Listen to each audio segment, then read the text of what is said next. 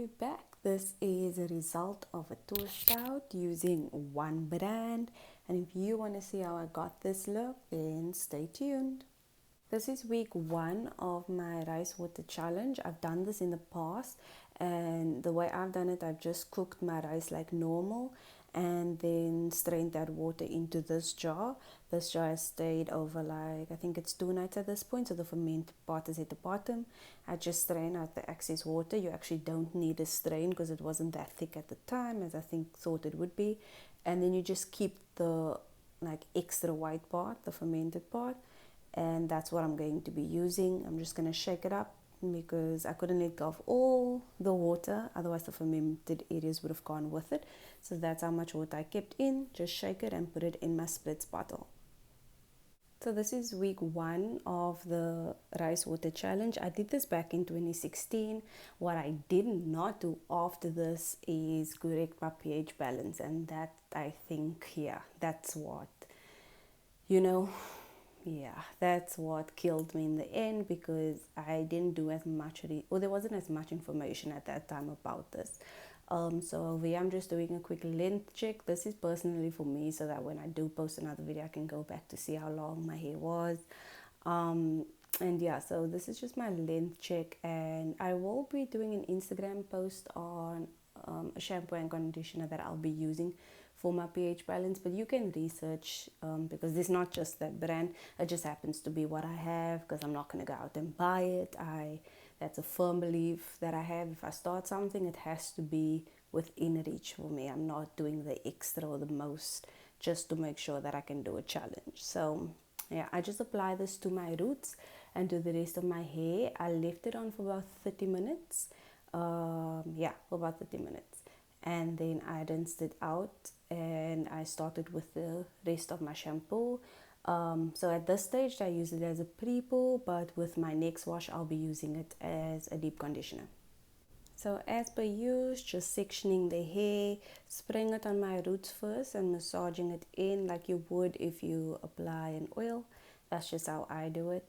And then I did spray it down the rest of my hair shaft, and that was just because I wanted to use it as a pre-poo, and because I firmly think to coat my hair in it. I actually read that some people only apply to their roots. I might just do that with my next wash. I don't know. We're gonna have to see how my hair feels after this week. But yeah, as I mentioned, I'm only doing it for as much as what's in that bottle. I'm not pushing it. I'm not doing more. I don't think I'll do a full week. If there is, a full month. If there is enough in the jar for a full month, then I'll do it. But I'm not going to make an extra batch. This is it. As you can see, I just sprayed it to my roots and then made it down to the rest of my hair. I did not put on a plastic bag. I actually just walked around with it like this. I have low porosity hair, so to be honest, I am like screaming on the inside, like, what is this going to do to me? That is the main reason as to why I said I'm not doing it like the whole month. Unless I have, then I won't waste. But yeah, so I went ahead and did the other side of camera and put the rest in my jar so I can store it in the fridge. And like I said, no plastic bag. I just had this on my head, and then I waited until it was time to rinse. Today's one brand is the John Frieda Dream Curls collection. I rinsed out the rice out of the rice water. I went thoroughly, like I rinsed properly, or as properly as I can, and then I went ahead with the sulphate shampoo. Now I do sulphate every other month, especially if I know how my hair normally looks and it's not looking like that. Then I go ahead with the sulphate shampoo because I have low porosity hair, so I need my scalp to be clean. And this shampoo actually did not strip. I could still see my curls. I was actually looking in the mirror in the corner, but it was too long of a video, so I had to cut it down for you. But my curls, you can see there's still definition, there's still volume. Like, look at that. I was so surprised. It didn't feel strippy, it didn't feel cringy, it didn't feel like straw. So I will definitely be using this when I use sulphate shampoos. Then I'm going in with the conditioner, same old, fingers and then brush. And to be honest, I did not need the brush. My fingers glided through, like there was no sticking. There was like, honestly, it was like a slip and slope. But of course, you know, I do it like I would normally do it. So I had to show you guys my actual technique, but this conditioner is definitely a win in my book. I mean, the amount of slippage that I have, it's like crazy. And also, you could feel that it was moisturizing your hair after the shampoo, and that's what I loved about it. Like, I could feel that there was conditioner on my hair after I rinsed it out. I could feel that it, you know, kind of balanced the shampoo, because my hair still felt like it was clean, but it was still like not slippery, but there was still like a slip to it. And then this is a trick that I do. I now heat my oils. I don't use a microwave because we know that takes out the nutrients of the oils. So I just put my hot water into a jug and then put my oil into it. And now I'll leave that there when I do my deep conditioning. So that is just a trick. You can decide, and you know the deal. Only on the fingertips, work from the bottom up, section, finger detangle, then comb. You know the procedure by now. So that's just how I like to work with my deep conditioner. And when I don't know a brand, I usually use an oil. When I do know a brand, I don't particularly care to use an oil. So as you can see, the bottom is like squeezed in because of the hotness of the oil, of the water. And then I'm just going to go ahead and apply the oil over the deep conditioner like you normally would. Me tell you, I was shook by this deep conditioner. I really didn't think it would perform as well as it did.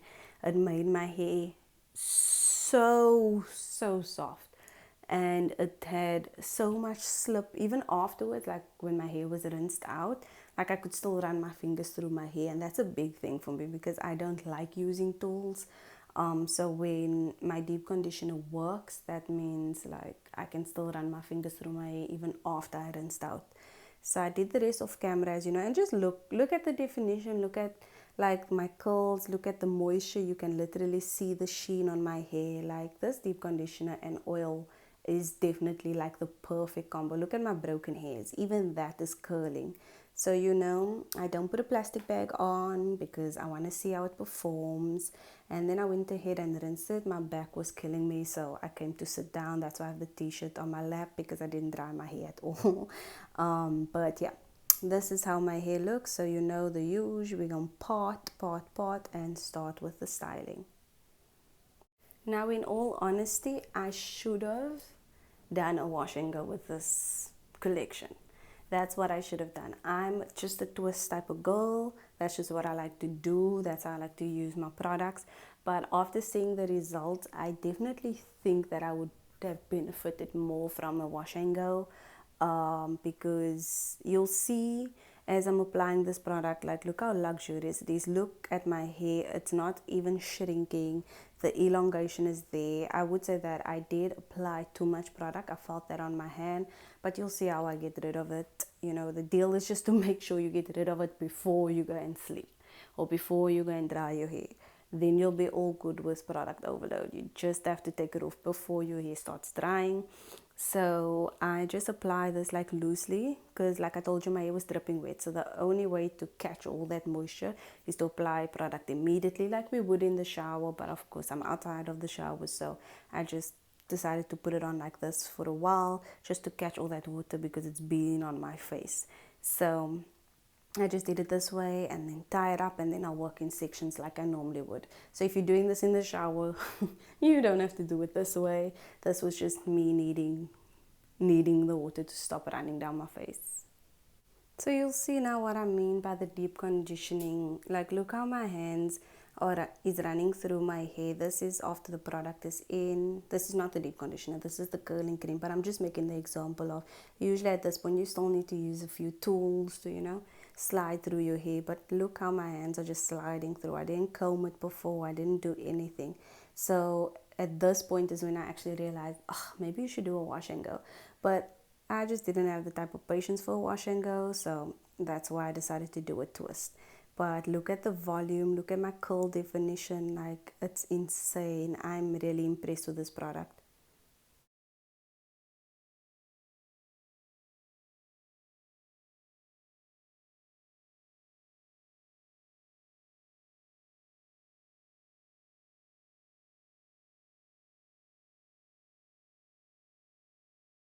So again, I just want to like reassure you that if you do use this line, I will definitely use it as a wash and go. Whether you're a wash and go person or that's not for you, this line is definitely a wash and go line. After seeing my results on the twist out, I was mad at myself for not doing it as a wash and go.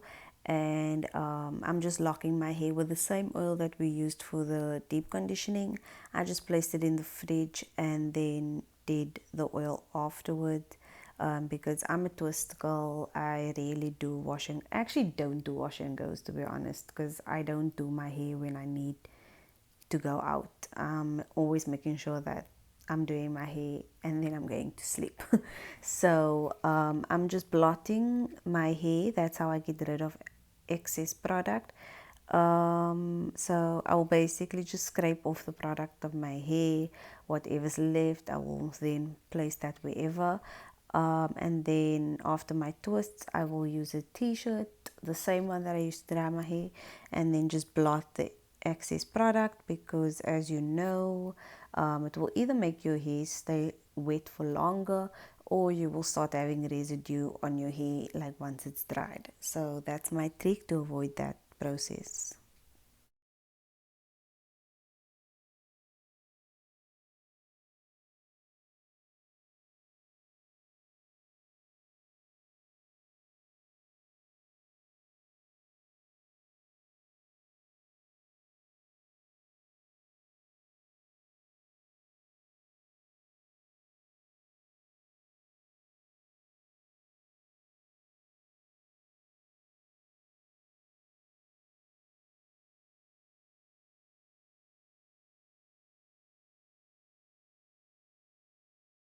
So this is my hair all done. As you can see, it's super dry.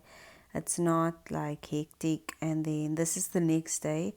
I'm going in with this. It's called the touch-up cream.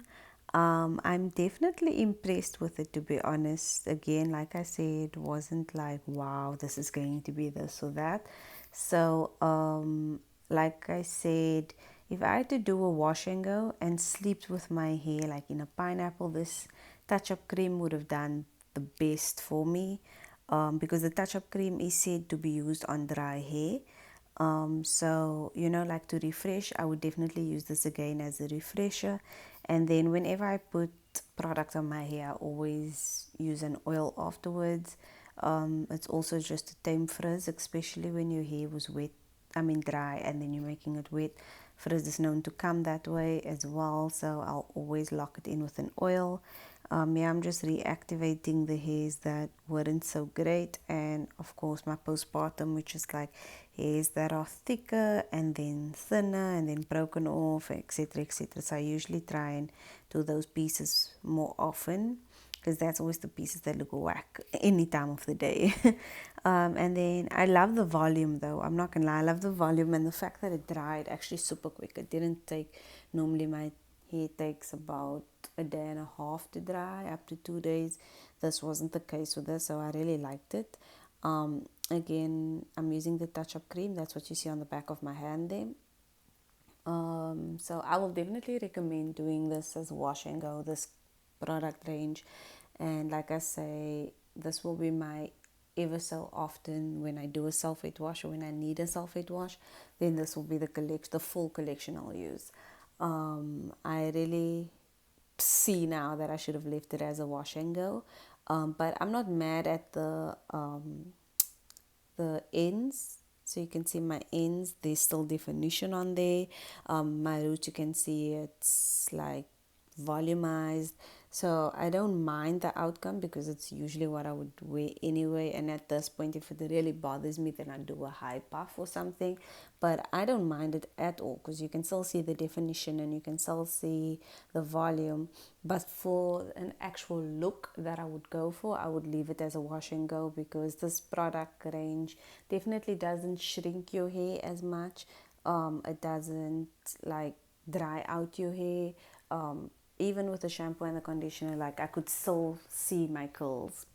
And even now with the touch-up cream, as you can see there, you can see the curls. So I'm just going in with the oil, just to revitalize the hair that I didn't touch with any product. and this also tames the frizz that could come. And yeah, that's my review, guys. I'll definitely do a wash and go with this collection again. And but overall, I'm really not disappointed in this range. It's really like, I really like it.